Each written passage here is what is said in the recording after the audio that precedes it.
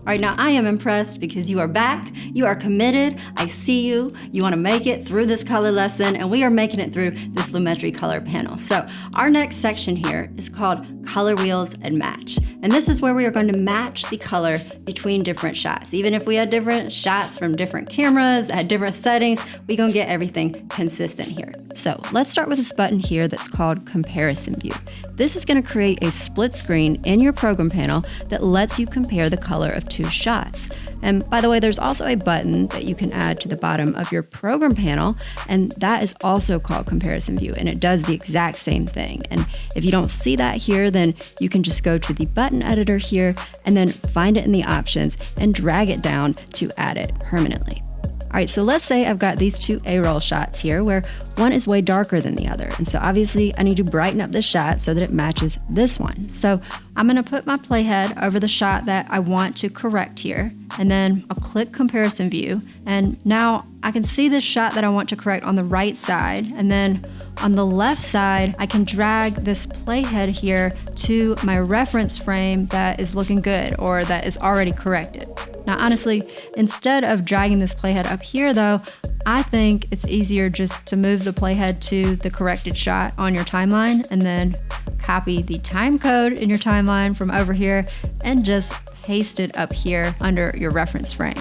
Okay, now that that is set, I'm gonna go back to our uncorrected shot so that we can adjust the color settings and match it to our reference frame here. So Premiere makes this really easy because it's got this beautiful little button over here called Apply Match. And this is gonna make Premiere try to automatically match the color between these shots. And since these shots have my face in them, I have made sure to leave this face detection box checked so Premiere prioritizes matching the color in my face. Now, I can check how well Premiere did with that color match by changing the view options down here in this comparison view. So right now we're in the side-by-side view, but I could also go over to the vertical split view and I can move this slider from left to right, or I could go down to this horizontal split view and do the same thing. I can also pull up my Luma waveform here in the Lumetri Scopes panel, and since we're trying to match the luma or the luminance of these shots, then this is really helpful here because I've got a split screen in this waveform scope too. So I've got a waveform for each one of these frames, and right now, after we've done this match on these two shots, these waveforms are nice and lined up because the brightness is even, but you'll see that if I undo that match, then this is what it was before. Those waveforms were very uneven, and so we've done a good job here.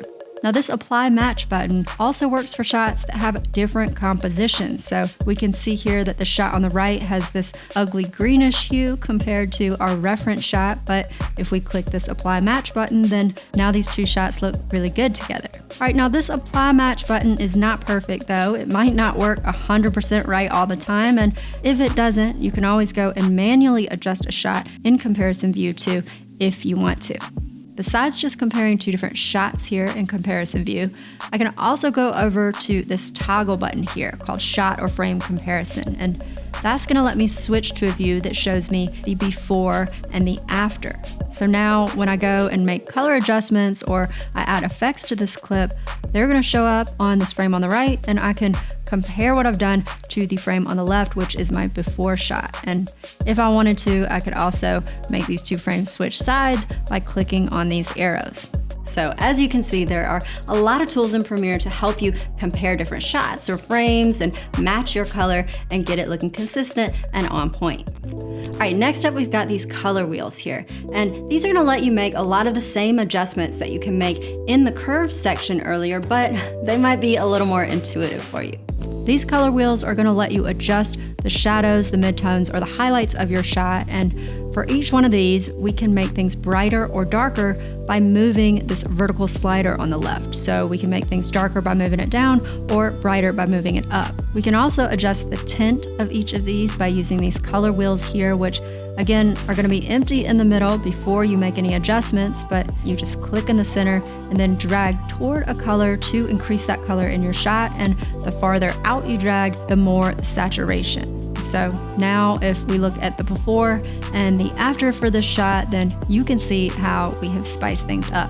So that's how these color wheels work, and I feel like for these wheels and the sliders in this section that your mouse kind of just inches along and moves really slowly. So I feel like these are good for making really subtle adjustments to your shots. You know, the kind of adjustments that you're making when you're trying to match the color between shots. But again, you know, you can get the same results with many different sections and settings inside this Lumetri color panel. So use whatever tools work best for you. Anyway, in the next video, we're gonna be talking about how to beautify skin tones, because sometimes you make color adjustments to your shot and then all of a sudden your skin looks really weird. And so if you wanna make sure that things look nice, natural, and you look like a human, then come back for the next video.